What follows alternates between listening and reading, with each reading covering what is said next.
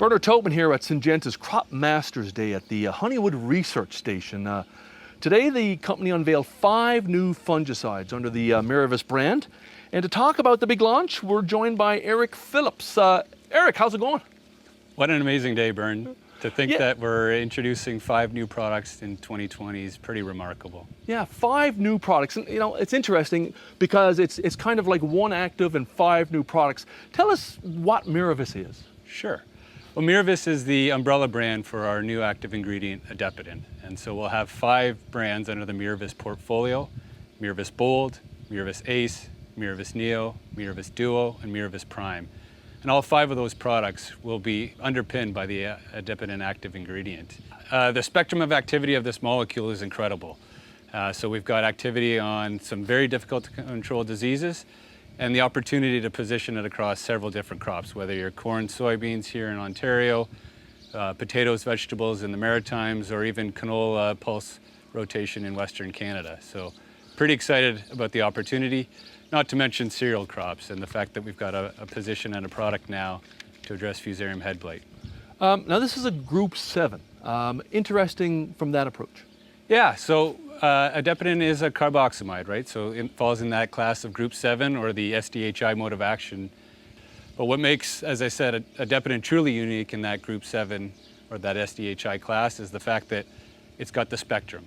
So not only is it bringing the power that SDHIs have or the stamina that SDHIs have shown, it's bringing spectrum. So it's bringing that power, that stamina onto diseases like fusarium head blight, like sclerotinia, like botrytis, and some of the other important key diseases that growers are most concerned about. Final question for you. When are we going to see it? You mentioned 2020, but we're going to see a little corn in 2019, right? That's right, yeah. So we've put a placement volume of Mervis Neo in Eastern Canada this year, largely targeting that corn acre that, again, was so devastated after the 2018 season, primarily from fusarium and gibberella ear rots. But for 2020, the intention is to bring 5 of those commercial products to market, all in premix form and across Canada. Joined now by Steve Johns, we're going to talk about Mervis Neo, which is the corn version of this fungicide. And I guess, Steve, first question for you, what does adaptogene bring to corn growers? Adaptogene it's kind of the next generation carboxamide group 7 product. It is bringing, which was a surprise to me, even longer lasting disease control than the solatinol that we've got used to in TrivaPro. But the really interesting part of it is when we time the application right at green silk, we're getting excellent reduction in dawn reduction. The fusarium control is on a par with what products are in the marketplace currently. Mm-hmm. What about, I guess, talk about that timing, because, typically you're always, to control that ear rot, you're focused on that silk, but you don't usually spray at that time and get season-long control right on to grain film. That's it. That's kind of the unique thing about Neo. Like it does have a big wide application window. You can put it on early. You will get excellent anthracnose, northern corn leaf blight, rust, gray leaf spot, and hopefully even tar spot in the future. Very excellent control of all those diseases, like what we've got used to with TrivaPro, but even a little longer lasting northern corn leaf blight activity with Miravis Neo over TrivaPro.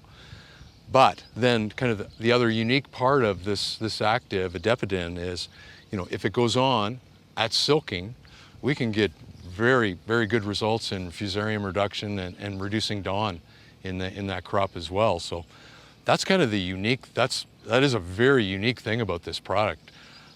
We can get the very best in leaf and stalk rot control, as well as fusarium control, all in one product. And we're very fortunate to have it in a nice format. It's a single formulation with 3 active ingredients: the propiconazole or tilt, the azoxystrobin or quadris, and the adaptogene, the Miravis, and it's all in one formulation, very easy to use, very good low use rates, and hopefully be available in bulk in the future. We're now going to talk about Miravis from a wheat perspective, Miravis Ace, and joined now by Sam Livesey. Sam, what does adaptogene bring to wheat? you know, from a wheat grower's perspective, whether we're here in eastern Canada and Ontario, or whether we're further west in Manitoba and the likes, you know, to have a new molecule which has activity on fusarium and is able to basically step us out of those traditional group 3s, and all of a sudden we have a narrow rotation partner and a better resistance management story or strategy. And also, you've got some quality and performance. You know, obviously you've got that quality protection on the fusarium side, you know, the suppression, but you got a lot of healthy green leaves going in late into the season. Yeah, that's a good point. I mean, and you know, that for me is something that gets me really excited. I mean, fusarium is a very challenging disease to manage. You know, we all know that, whether you're an Ontario corn grower or whether you're, you know, growing wheat here or wheat out west. Canada's a bit of a hotbed for fusarium for the most part. However, you know, let's not lose sight of the fact that adepidin has a lot of activity on a number of those key foliar diseases, and in wheat, when we partner that with propiconazole in the form of tilt, you know, we have an excellent product which is providing excellent, I suppose, activity on a number of foliar diseases, but more importantly, what we see is the longevity of control. And that's really exciting. You know, if we think about a wheat plant and managing the, you know, that green leaf material, particularly that flag, which is driving yield, you know, which is responsible, say, 50%-ish, plus that penultimate leaf, the one below, which is, you know, driving another 20-ish, 25%, and then finally the head on top, which is also driving yield. We have roughly 90% of our yield driving ability in that top half or top third of the plant.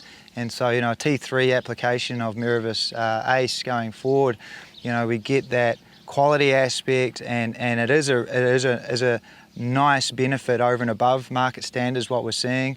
But, you know, furthermore, we're also driving yield and we're getting more bushels in the bin, and, you know, from a Canadian grower standpoint, that's exciting stuff.